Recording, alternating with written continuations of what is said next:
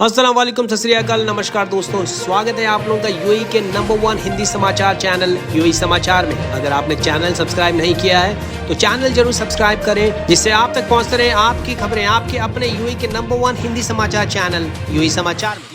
तो ये है आज के मुख्य समाचार। अबू धाबी बेस एक अप्रवासी भारतीय श्री शहीर शाह, जो कि 2001 से अबू धाबी में रह रहे हैं, उन्होंने बनाई एक छोटी शॉर्ट फिल्म 23 मिनट की, जो कि रासल खेमा के जैस माउंटेन्स यानी जैस पर्वत श्रृंखला में शूट की गई थी। और इस फिल्म को जगह मिली है first caramel international short film festival में, जो होने जा रहा है इजराइल के जिक्रों याकूब में। और ये खबर इसलिए महत्वपूर्ण है कि न केवल यूएई से बल्कि पूरे खाड़ी यानी पूरे मिडिल ईस्ट में से केवल ये इकलौती मूवी है जो सिलेक्ट की गई है। शाह, जो कि रह रहे हैं अबू धाबी सन 2001 से और काम करते हैं बतौर सेल्स एंड मार्केटिंग सुपरवाइजर एक प्राइवेट कंपनी में, और 42 साल के इन फिल्म मेकर जो कि है केरल से, पहले भी 2 छोटी शॉर्ट फिल्म्स बना चुके हैं और कुछ मलयालम पिक्चरों में भी इन्होंने काम किया हुआ है। इसमें इनको कोई खासी रिकॉग्निशन यानी खासी उपलब्धि नहीं मिली, लेकिन ये पिक्चर वो काम कर गई जिसका काफी लंबे समय से इनको इंतजार था।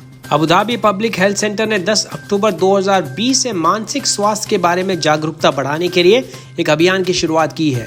ये 10 नवंबर 2020 तक चलेगा। अभियान का उद्देश्य the world mental health day के अवसर पर मानसिक स्वास्थ्य के महत्व को उजागर करना है। ये हर साल 10 अक्टूबर को दुनिया भर में मनाया जाता है। अभियान में सोशल मीडिया के माध्यम से स्वास्थ्य संदेशों को प्रसारित करना शामिल होगा, और इसमें स्वास्थ्य व सामाजिक क्षेत्र के साथ भागीदारी को और मजबूत करना व सामुदायिक धारणाओं में सुधार लाने और मानसिक विकारों से संबंधित बीमारी को कम करने के उद्देश्य से काफ़ी सारे वर्कशॉप प्रदान की जाएगी। ये सेंटर कोविड-19 से प्रभावित समूहों को मनोवैज्ञानिक और सामाजिक सहायता प्रदान करने के लिए Abu Dhabi health authority Seha, Cleveland clinic Abu Dhabi, NRC और अमीरात रेड क्रिसेंट सामुदायिक विकास विभाग द्वारा प्रदान की गई कई पहलों के साथ ऑलरेडी जुड़ा हुआ है। संयुक्त अरब अमीरात ने जॉर्डन को 15 मैट्रिक टन मेडिकल सप्लाई और परीक्षण किट से भरा सहायता विमान भेजा है। इसमें लगभग 15,000 चिकित्सा कर्मियों को फायदा होगा, जो वायरस के प्रसार को रोकने के काम में लगे हुए हैं। जॉर्डन में यूएई के राजदूत अहमद अली अल बलूशी ने कहा, यूएई द्वारा तत्काल चिकित्सा सहायता दोनों देशों के बीच द्विपक्षीय संबंधों को मजबूत करने में महत्वपूर्ण भूमिका की पुष्टि करता है। उन्होंने साथ में यह भी बताया कि यूएई द्वारा जॉर्डन को भेजा गया यह दूसरा सहायता विमान है। अल बलूशी ने उम्मीद जताई कि सहायता के नए शिपमेंट से महामारी को रोकने के काम कर रहे फ्रंटलाइन हेल्थ केयर श्रमिकों को बचाने में योगदान दिया जाएगा। अब तक यूएई ने कोविड-19 से लड़ने के लिए तकरीबन 1.5 मिलियन यानी 15 लाख से अधिक चिकित्सा पेशेवरों यानी प्रोफेशनल्स को लाभान्वित करते हुए 118 देशों को 1485 मैट्रिक टन से अधिक चिकित्सा सहायता भेजी है। संयुक्त अरब अमीरात स्थित 2 भारतीय स्कूल प्रिंसिपल दुनिया भर के 10 विश्व स्तर पर भारतीय मानववादी पुरस्कार 2020 के लिए चुने गए हैं। अनुभा निझावन, जो कि प्रिंसिपल है इंडियन पब्लिक हाई स्कूल की रासल खेमा स्थित, और शारजा इंडियन स्कूल के डायरेक्टर प्रमोद महाजन को 1200 से भी अधिक शिक्षकों यानी स्कूल प्रिंसिपल्स में से चुना गया। इनमें भारत, संयुक्त अरब अमीरात, नेपाल, बांग्लादेश और मालदीव के स्कूल प्रमुख शिक्षक यानी प्रिंसिपल्स शामिल थे। ग्लोबल टॉक एजुकेशन फाउंडेशन द्वारा आयोजित, जो कि भारत सरकार के अधीन है, और इन सबको चुनने के लिए विशेषज्ञों की एक जूरी ने सारे प्रमुख शिक्षकों को उनके शिक्षण और उनके सीखने की प्रक्रियाओं को शामिल किया गया और उसके बेसिस के ऊपर इनका चुनाव किया गया। इनमें से श्रीमती अनुभा निजावन पहले भी इंडियन नेशनल बेस्ट टीचर का अवार्ड जीत चुकी है सन 2006 में भारत के पूर्व राष्ट्रपति एपीजे अब्दुल कलाम के द्वारा, और वो हमेशा से मानती हैं कि शिक्षा एक बहुत ही महत्वपूर्ण रोल अदा करती है बच्चों के जीवन में, उनके अंदर शिष्टाचार लाने के लिए। पिछले 24 घंटों में 1129 नए कोरोना के केसेस निकल के सामने आए हैं संयुक्त अरब अमीरात में। वहीं 1070 नई रिकवरीज भी देखी गई है।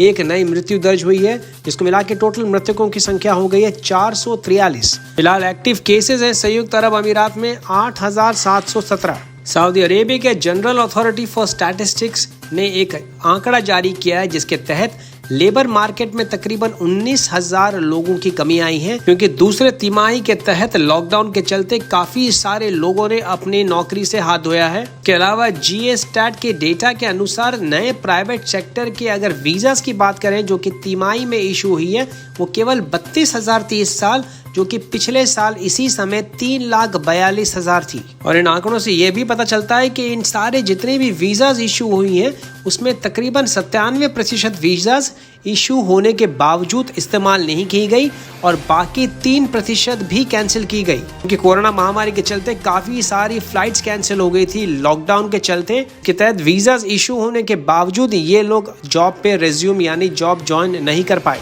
एक बार फिर पड़ोसी देश ओमान शुरुआत करने जा रहा है नाइट कर्फ्यू की, जो शुरू हो रहा है आज से 24 अक्टूबर तक, जो कि लागू होगा रात को 8 बजे से लेकर सुबह के 5 बजे तक।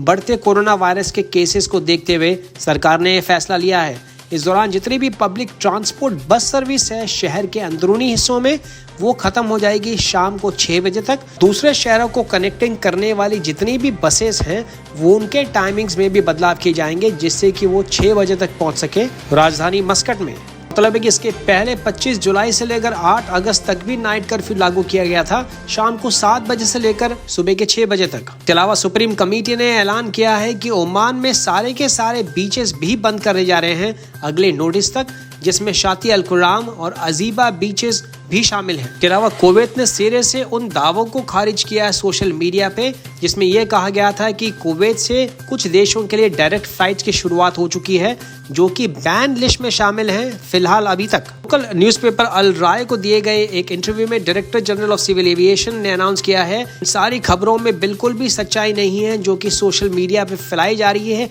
डायरेक्ट फ्लाइट्स के संदर्भ में।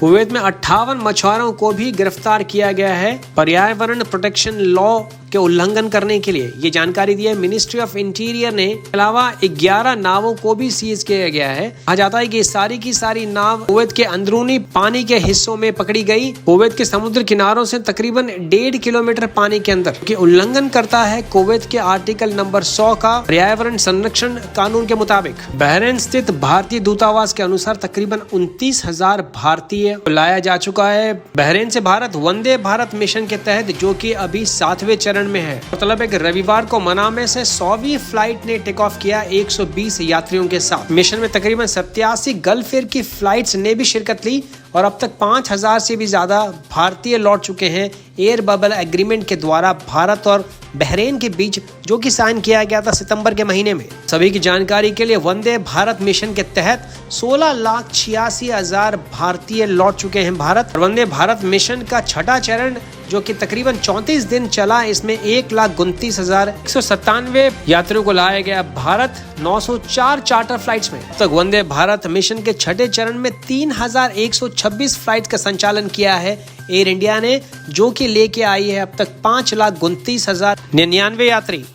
अब तक के मुख्य समाचार। अगर आपने चैनल सब्सक्राइब नहीं किया है दोस्तों तो प्लीज चैनल सब्सक्राइब करें, घंटी जरूर बजाएं, जिससे आप तक पहुंचे यूएई के तमाम बड़े समाचार सबसे तेज और सबसे पहले। यदि आपको किसी भी किस्म की वीजा की आवश्यकता है, चाहे वो 1 महीने की हो या 3 महीने की, तो आप डिस्क्रिप्शन बॉक्स में दिए गए या स्क्रीन पे आ रहे व्हाट्सएप नंबर से भी संपर्क कर सकते हैं। अलावा अगर आप कंपनी फॉर्मेशन करना चाहते हैं यानी नई कंपनी बनाना चाहते हैं दुबई में, चाहे वो प्रोफेशनल लाइसेंस हो या ट्रेडिंग लाइसेंस, उसके लिए भी आप हमारी सेवाएं ले सकते हैं। इसमें कंपनी का नाम रिजर्व करने से लेकर पूरी कंपनी की फॉर्मेशन तक सारी फॉर्मेलिटीज, इसमें एक रिलायबल यानी विश्वसनीय एमिराती स्पॉन्सर की सारी सर्विसेज, ऑफिस या बिना ऑफिस के साथ अगर आपको वर्चुअल कंपनी फॉर्मेशन भी करनी है तो वो भी मुमकिन है, वो भी सबसे कम दरों पर। इसके लिए भी आप नीचे डिस्क्रिप्शन बॉक्स में दिए गए नंबर पे संपर्क कर सकते हैं। इसी के साथ मैं विजय चौधरी लेता हूँ आपसे इजाजत। मैं मिलूंगा कल नए ताजा समाचारों के साथ, तब तक रखें अपना ख्याल। सत श्री अकाल, मां सलामा, शबा खैर, नमस्कार।